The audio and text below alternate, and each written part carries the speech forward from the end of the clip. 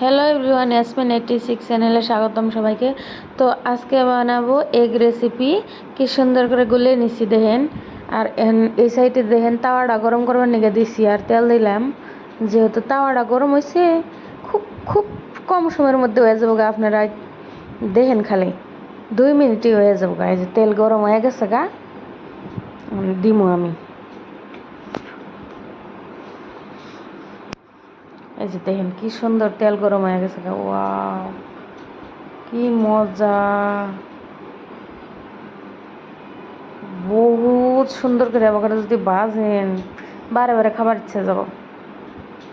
এই যে দেখেন উল্টায় দেবো আর কি, ছোটো ছোটো করে পিস করে আরে ভাজবো আর কি। এটা বড় পিসটা মানে বড় পিস আমি ভালো পাই, কিন্তু আমার আব্বু খাবার চায় না আর কি।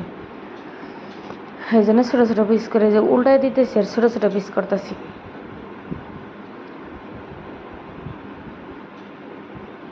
আর চামচ দিয়ে এরকম করে মিক্স করে দিতেছি ছোটো ছোটো করে পিস করে।